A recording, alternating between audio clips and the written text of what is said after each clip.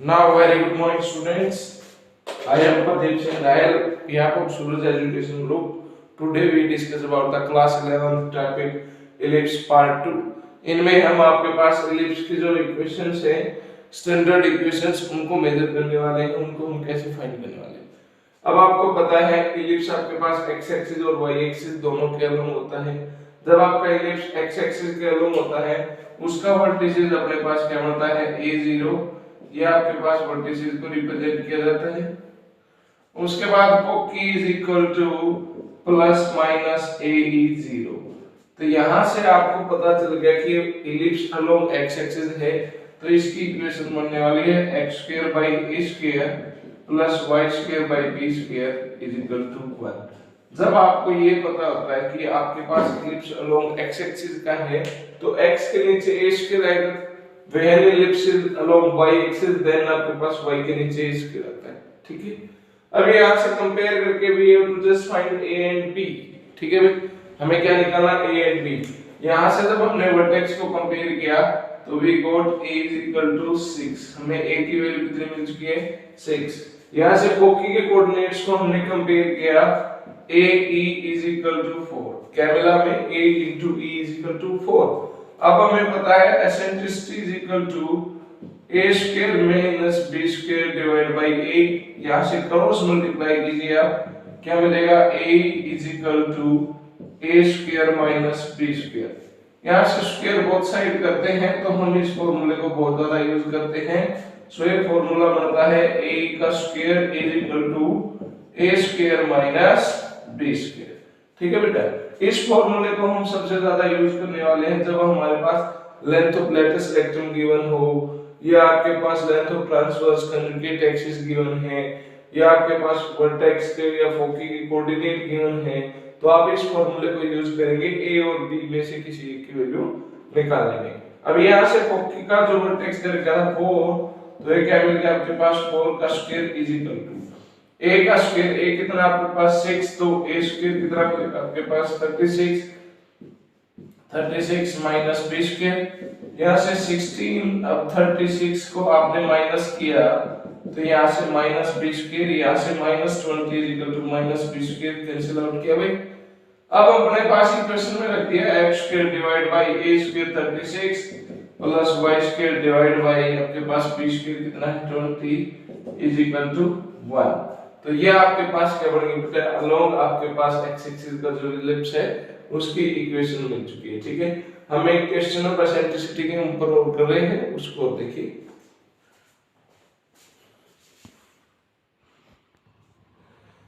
अब देखिए dear student, आपके पास नेक्स्ट क्वेश्चन क्या है। आपके पास लेंथ ऑफ माइनर एक्सिस आपके पास 8 गिवन है, distance between two focus is आपके पास क्या है 2, आपके पास यहां से 6 दे रखे हैं। अब जो माइनर एक्सिस है वो आपके पास क्या होते हैं 2b is equal to 8 given है।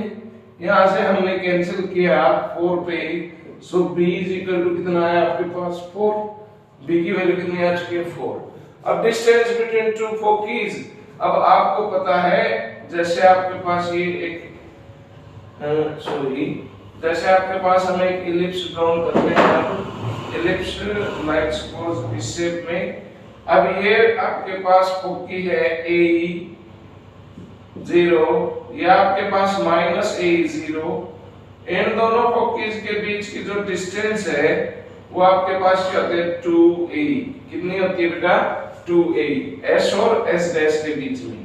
ठीक है, तो डिस्टेंस बिटवीन टू फोकीज आपके पास कितना दे रखे हैं 6, तो आपके पास क्या मिलेगा 2AE is equal to 6। यहाँ से सॉर्ट आउट किया, A की वैल्यू कितनी है आपके पास 3, कितनी है आपके पास 3। अब यहाँ से एक रिजल्ट निकलेगा जिससे A और B की वैल्यू हम निकालते हैं, वो रिजल्ट क्या होता है आपके पास AE का square is equal to A square minus B square. अब AE कितना आपके पास 3 का स्क्वायर, A स्क्वायर कितना आपके पास फाइंड करना है हमने, माइनस b का स्क्वायर 4 का स्क्वायर 16, तो 9 plus 16 is equal to a square कितना मिल गया आपके पास 25। We got a is equal to 5। 5 को यहाँ फर्स्ट में पुट कीजिए ई की वैल्यू आपके पास क्या आ रही है 3/5, एसेंट्रिसिटी क्या आ रही है 3/5। अब हमें ये मेंशन नहीं कर रखा है कि इस is the ellipse along which side, ये फर्स्ट स्टैंडर्ड है x एक्सिस के अलोंग है या y एक्सिस के अलोंग है, तो हम क्या कहेंगे जब भी हमें मेंशन नहीं किया जाता तो हम अलोंग x एक्सिस मेंशन करते हैं। जो आपके पास स्टैंडर्ड फॉर्म है आपके पास वो अलोंग x एक्सिस की बनेगी, यानी कि x स्क्वायर के नीचे a square plus y square के नीचे b square is equal to 1।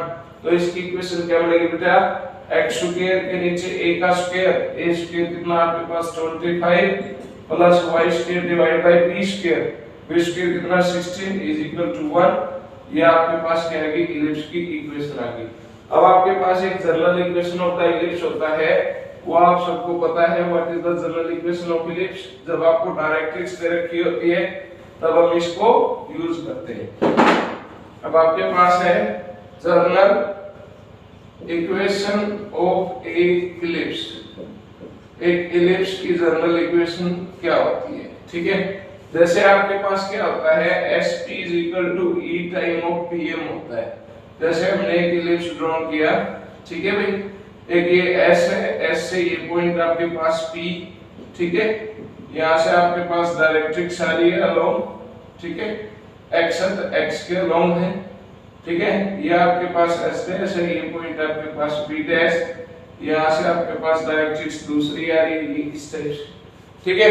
तो यहाँ जो पॉइंट है इसके कोऑर्डिनेट xy बढ़ते हैं, जो फोकस है इसके कोऑर्डिनेट h के बढ़ते हैं, और जो डायरेक्ट्रिक्स है ये स्ट्रेट लाइन की इक्वेशन है ax + by + c = 0, ठीक है भाई। अब ध्यान से समझना, इस केस में क्या होता है sp का square e square pm square हम मेंशन करके चलते हैं। sp दो पॉइंटों के बीच डिस्टेंस है, डिस्टेंस फॉर्मूला के मदद से हम इसको फाइंड करते हैं।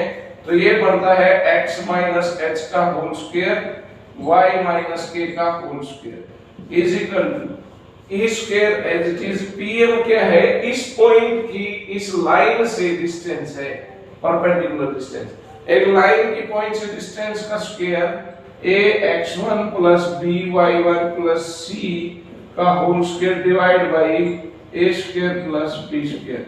ये आपके पास क्या बनती है आपकी जनरल इक्वेशन।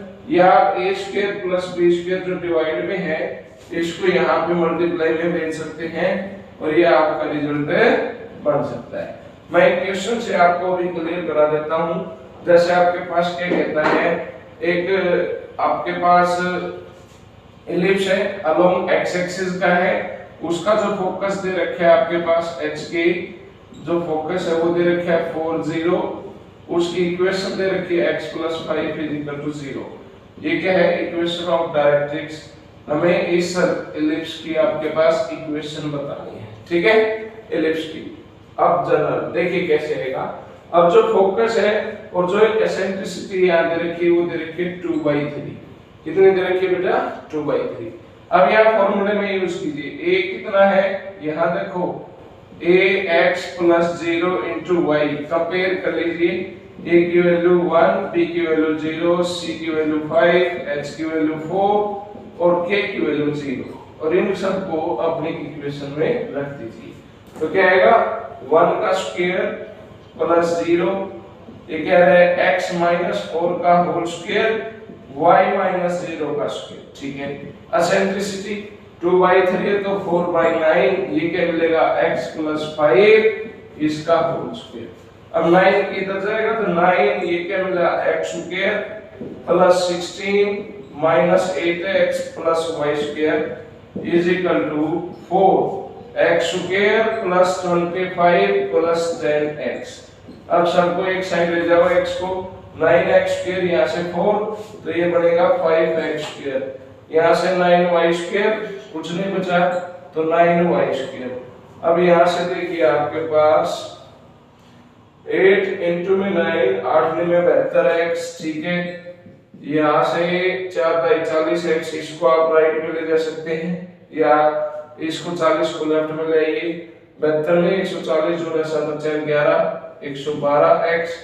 उसके बाद कांस्टेंट देखो 16 में आपके पास 144, 144 में से 100 गया तो आपके पास 44 = 0। ठीक है, एक बार फिर करेक्शन देख लीजिए आपके पास क्या कहता है। 8 शून्य में 72, 72 में यहाँ 40 लेफ्ट में आके जुड़ रहा है, 72 और 40 आपके पास 70 और 40 110 और ये 12 112 हो गया आपके पास। यहाँ से 16 में 144, 144 में से 100 गया 44। तो इस टाइप से आपकी क्या मिल गई है, general equation of the ellipse मिल गई। तो बेटा आप आई थिंक मुझे लगता है आपको कंसेप्ट समझ में आया होगा, आप इसको अच्छे से सीखिए। Thanks, have a nice day.